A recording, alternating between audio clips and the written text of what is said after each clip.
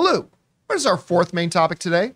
Main topic number 4 comes to us from Emma Dohertz, who says, "Hi, John and crew. I saw a report saying that the new Marvel film Thunderbolts was going to start shooting sooner than I thought this summer. Not giving any spoilers away, but I feel like after watching Black Panther Wakanda Forever, I have a little bit of a guess as to what the movie might be about. Do you think this movie can find an audience? And where is your excitement level for it right now? Thank you." All right, thanks a lot for sending that in, Emma. Now, I'm going to let you guys be aware here that we're probably going to reference something regarding Black Panther Wakanda Forever. Nothing major about major plot lines in Wakanda Forever at all, but just a minor detail about the movie. So if you haven't seen Wakanda Forever and you don't want to know the slightest, even the most insignificant detail about it, you may want to come back to this video a little bit later after you've watched Wakanda Forever. But all honesty, the detail we're going to give is inconsequential to the actual story of Black Panther. But I just want to give you guys a little bit of heads up on that. All right. With that said, you know, Thunderbolts is a project to me that I had almost zero interest in when they announced it. As a matter of fact, I didn't even realize for a while that it was a movie. I thought it was going to be a Disney, like a throwaway Disney Plus thing, to be honest with you. And when I found out it was a movie, I'm like, really? You're doing Thunderbolts as a movie? I don't think anybody's going to care. Then something funny happened. D23 came along and they announced probably the most significant announcement they made at D23 was the cast lineup of Thunderbolts. Now, a couple in there, we figured we knew Valentina would be there. We knew American Agent or U.S. Agent was going to be a part of it. You know, Walmart Captain America was going to be in there. By the way, by the end of Falcon Winter Soldier, I actually really liked the character. But then they announced that Bucky was going to be in it, that Yelena was going to be in it, that David Harbour, as what did they call his character again? Red Guardian. Red Guardian, yeah. Who was the absolute best part of the Black Widow movie. You know, they started introducing all these, and of course Valentina's there and all that kind of stuff. And then you had Ghost is in there as well, which is going to be really interesting to see Ghost come back from Ant-Man 2. So instantly I was like, okay, well, you know what? Okay, I'm interested. But after watching Black Panther Wakanda Forever, there is a strong, this isn't my theory, a lot of people have this theory right now, that Thunderbolts is going to be directly tied to Wakanda. Now, we don't know that. No insider sources are telling me that. But when you see what happens in Wakanda Forever and Valentina is there, you start to think, could Thunderbolts be like covert ops either in or against Wakanda? And that would suddenly make a lot of sense about why Bucky would be there, because Bucky clearly, he lived in Wakanda for a while. One of the only outsiders to actually be able to live within their borders.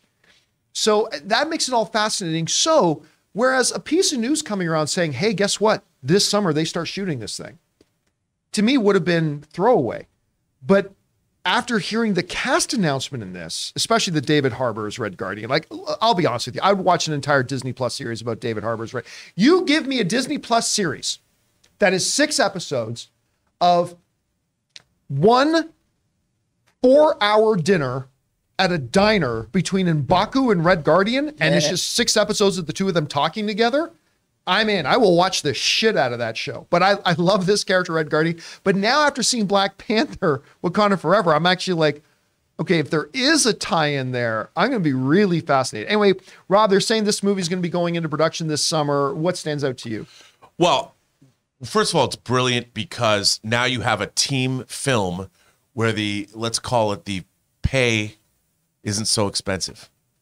This is a cast that you can put together you sign them up for 3 films and they're not that expensive compared to, because you haven't built them up. And I love this cast.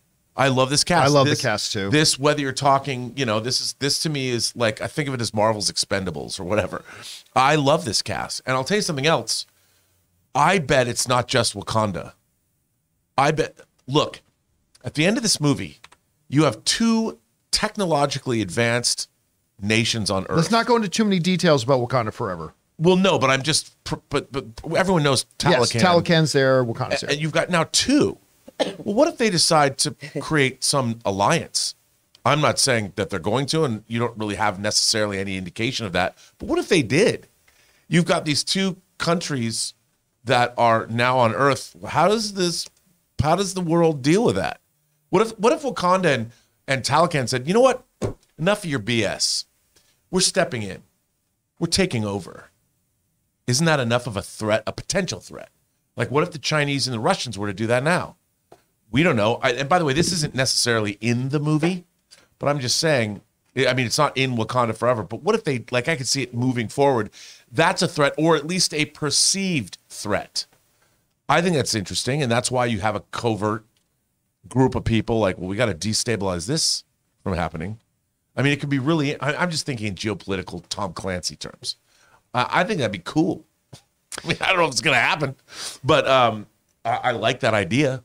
All right, guys. Question is for you. What do you think about this? Are you looking forward to Thunderbolts? The movie goes into production this summer, looking for a 2024 release date, so it's not all that far away. I'm stoked, dude. How's your excitement level been for it? Did you have any for it? Did you maybe get some like I did after the casting announcements and maybe seeing Wakanda Forever? I don't know. What are your guys' theories about this right now? Whatever you guys think, jump down to the comment section below and leave your thoughts there. The holidays are officially upon us, and it's time to start celebrating. Do your thing and holiday your way with MeUndies. Because it's the most wonderful time of the year to try MeUndies, because they're currently offering a very merry deal. Get 20% off your first purchase with free standard shipping and free returns when you go to MeUndies.com/Campea. Guys, you know I've been wearing MeUndies for a while now because I used to be like everybody else. I would go to the big store, buy the biggest box of the most generic underwear, and I thought that was good enough. But ever since I started MeUndies and started wearing the most comfortable underwear I have ever worn in my life, I swear on this Christmas season, I will never go back. So get your holiday shopping finished early and start making time for yourself with the new MeUndies holiday collection. Their undies, long underwear, and sleepwear are made out of the softest, most supple fabric you've ever felt and are guaranteed to bring you comfort and joy to all of your loved ones. Shop their classic plaid prints for a traditional, picture-perfect style, or get festive with their adventurous limited edition sweater prints. Available in sizes extra small all the way through 4XL, MeUndies has what you need to make all of your favorite people smile this holiday season, all in one convenient place. So to get 20% off your first order, free shipping, and 100% satisfaction guarantee, go to MeUndies.com/Campea.